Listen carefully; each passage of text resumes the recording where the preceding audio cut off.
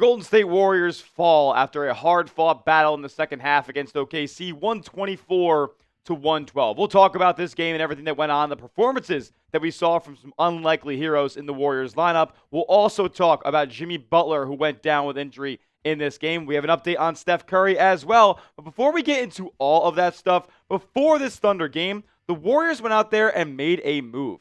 They made a sneaky good signing, in my opinion, that can make a major impact on this roster down the stretch of this season. Didn't see him against the Thunder, but I think we'll be seeing him very, very soon. We'll tell you who it is in just a moment. First, though, make sure you are subscribed to the channel. Support the channel and subscribe, because what you get when you hit that sub button here at Warriors Today, free Warriors shows all year round. You get it like you're getting it today with a 10 to 15-minute video. You'll also get it live streams as well. We go live for tons of Warriors games all season long. We were live for the Thunder game. We'll be live on Thursday for the Sixer game as well. So join us then and join us all season long with free Warriors coverage. All right, let's get into it, man, because the Warriors went out there and made a big-time move and signed a player to a two-way contract. That player being LJ Crier, who was a part of this Warriors team in training camp in the preseason, and now, like I alluded to way back when, if you watch those shows, he's back with the Golden State Warriors. I predicted that LJ Crier would be this year's Quinton Post, the guy who comes along, gets the two-way contract, and then ends up getting the standard deal once the new year rolls around. We'll see if that last part ends up holding true, but he enters this Warriors team averaging 24 points in the G League in 7 games for Santa Cruz, shooting 41% on 12.4 attempted threes per night.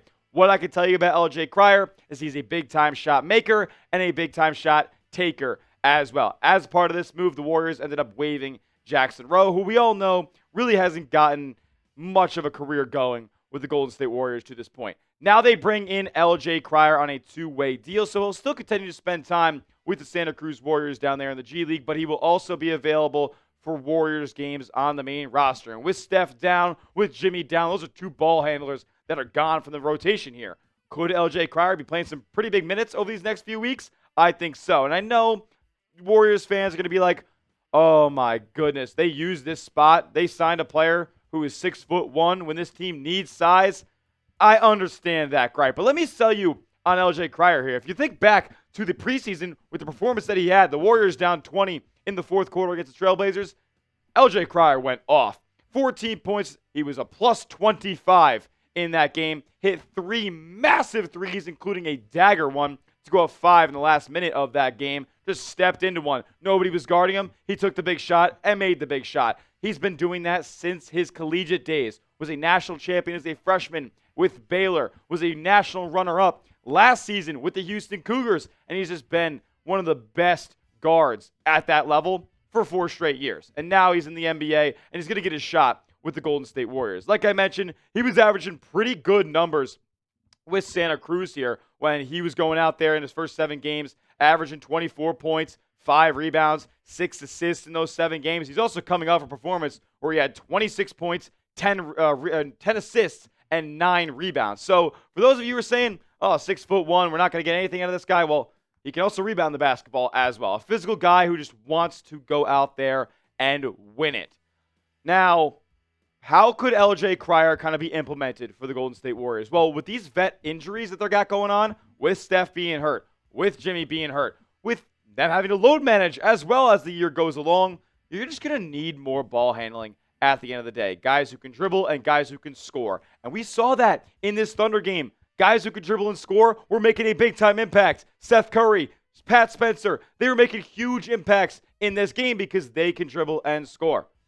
I know, it seems very, juvenile to say if you can dribble and score, you should be on this team, but there are so many players on this roster that just cannot. So, LJ Crier provides that for you. He also provides pretty solid defense for the most part as well, as he's a really good team defender every year of his collegiate career. He's on some really, really good team defenses in Baylor and Houston. You also, with this addition of LJ Crier, you got to think down the line about these consolidation trades or big trade that Golden State is going to make. Because one thing is clear that we'll talk about further on today's video, Jonathan Kuminga is being traded. I would presume that there is more added to a Jonathan Kuminga trade. So they're going to be trading multiple players for potentially 1 or 2 guys. So you're going to have guys leaving the roster here. You're going to need guys to replace him.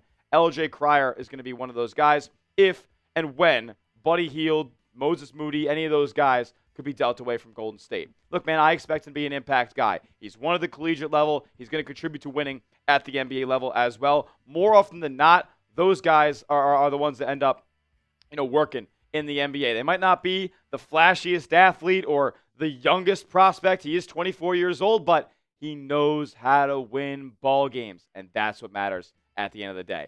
Grade the signing for me down in the chat right now of LJ Crier, A, B, C, D, or F. What do you guys think? Let me know down in the comment section as we got to talk about some injuries here to the Warriors roster. First, we'll get into a Steph Curry injury update. It's unfortunate news, as Steve Kerr did say that he will not make the upcoming road trip. They are hopeful, though, as I look this up, that he will end up being available next week, next Friday, against the Minnesota Timberwolves at home. So a couple more games at minimum here, at least the next 4 games, going to be without Steph at minimum. So that's just really not great news considering the results they've had without him on the floor. Jimmy Butler left this game in the first half and did not return in the second half with knee soreness. And I don't know if it was him potentially just not wanting to be out there. He was dealing with a limp. So I'm not going to go out there and make conspiracy theories about Jimmy Butler, but you could clearly see him more engaged when Steph is out there, when Draymond's out there. He was getting doubled a ton in this game as well when you don't have scoring threats outside of him or shooting threats outside of Jimmy Butler when he's already not a threat from long range. It just doesn't bode well for the Golden State Warrior offense. They actually ended up being more successful with Jimmy out of the game in this one. So I don't know if there's much to take away from that, but definitely something to note in this game. So with that being said, the Warriors dealing with a bunch of injuries to their 2 best players, over $100 million committed to 2 guys who are not on the floor right now.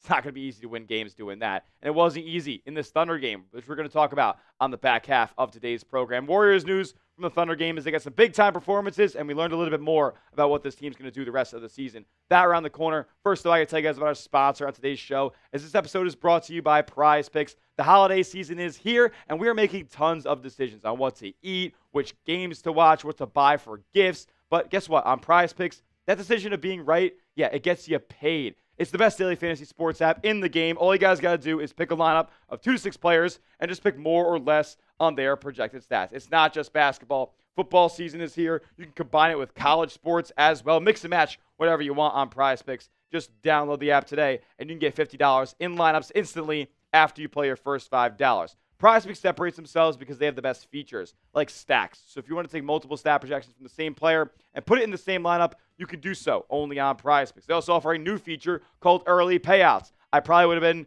looking to take an early payout on this lineup that I did not end up hitting in the Warriors versus Thunder game. But if you feel confident about your lineup but not confident enough to see it all the way through, you might be eligible for an early payout on your Prize Picks lineup. So download the app today and use that code CLNS to get $50 in lineups after you play your first $5 lineup. That's code CLNS to get $50 in lineups after you play your first $5. Prize Picks. It's good to be right. All right, so this Warriors game was an interesting one, right? Because they ended up going down 19 points at the halftime break, as much as down 22 in that third quarter early on. But then they ended up coming back. And it was a fake comeback. The Thunder ended up covering the spread in this one of 11.5 points somehow, some way. It was a lot closer down the stretch than this score suggests. Golden State got a lot in that third quarter from maybe the most unlikely lineup that we've ever seen in our lives. Seth Curry in his Warriors debut. Pat Spencer, 2 guys we just got to talk about in a moment. Buddy Hield, who I think just doesn't deserve to be on this team anymore. I can't believe that they were making the run with him on the floor. Jonathan Kuminga, who barely got time in this one. Again, incredible that they made this run with him on the floor, being as cold as he was. And then Quentin Post. I don't know how much we'll see that lineup again, but shout out to them for going out there and playing damn hard. And look, we can really attribute the success on the floor when that group was out there to Seth Curry. I mean, my goodness, what a performance in his Warriors debut from the second splash bro, the sous chef, you could call him. I mean, the guy doesn't even have a picture yet registered in the NBA database for the Warriors. And this guy went off, man. 6 of 7 from the field. He was a plus 14 in 14 minutes, or he had 14 points in 14 minutes. I think he was a plus 6 over that time. It was awesome to watch him play, man. He was hitting jumpers, step back jumpers at that. He was working the mid-range. He was hitting his threes as well, 2 of 3 from deep. He was available around the rim as well, made a couple of layups out there. All 3-level scores from Seth Curry tonight. It was just awesome to see, and he's rightfully earning himself some minutes in this lineup. You just see when the ball comes off of his hands. It's pure. You can't teach that to a lot of guys out there. And you can't teach the heart and the just, I want to go mess you up attitude that this guy has out there. Clear out. Give the ball to Pat Spencer. He's going to make something happen. I mean, I was trashing on it, the fact that he was getting minutes in the first quarter of this game, because let's be honest, he's a two-way player. He's not a great, at least, frame defender. He tries his butt off out there. It's awesome. But this guy proved me wrong. Time and time again. He just has that dog in him. He was getting in his bag. He had a little, drop step through move to the cup that we saw in that fourth quarter. He was hitting a fade away, fall away jumper over Chet Holmgren, the favorite to win Defensive Player of the Year, by the way. Keep Pat Spencer in the rotation. Also had 6 assists, no turnovers. 17 points, 6 assists, no turnovers. You know who didn't put that stat line up in this game? Jonathan Kuminga. You know who else didn't put that stat line up in this game? Oh, by the way, Jonathan Kuminga is making $24 million. Buddy Hield, who's making $9 million for 4 for fucking 15. I can't believe I just dropped the F-bomb, but that's just how upset I am with some of the guys making money on this Warriors team. 2 of 9 from 3. Give me a break. Moses Moody, how many times is he going to get blown by on defense? That's got him taken out of the game, and he wasn't doing anything on the offensive end either. 1 for 5 from the field, 1 for 5 from 3. The Warriors pay too many players who cannot dribble and not score. And I think it's been more clear than ever that Jonathan Kuminga is being traded. He has been excommunicated from this rotation. I know he was in there for that run for Golden State, but man, Steve Kerr couldn't wait to yank him. He ended up playing 16 minutes in this game. Did not play any of the final 8 minutes of this game. That tells you a lot. That just tells you a lot at the end of the day about how Steve Kerr, about how this team feels about Jonathan Kuminga. I was hearing people in the chat tell me he's up and down the floor just jogging. He's disengaged, no smile. Like it's just, guy doesn't want to be there. So let's expedite this process. Why the hell, with the new CBA, does it take so long to trade a player you just signed? I don't get it, but we have to wait until January 15th. We have another 6 weeks with Jonathan Kuminga on this roster at minimum. We just got to deal with it. But I hate to say it. I told you so. I told all of you that he is not good. And he continues to prove it time and time again. So the Warriors fall short in this game. They showed some heart. Shout out to Spencer. Shout out to Seth. But just wasn't enough at the end of the day. Shout out, I guess, to Pods a little bit.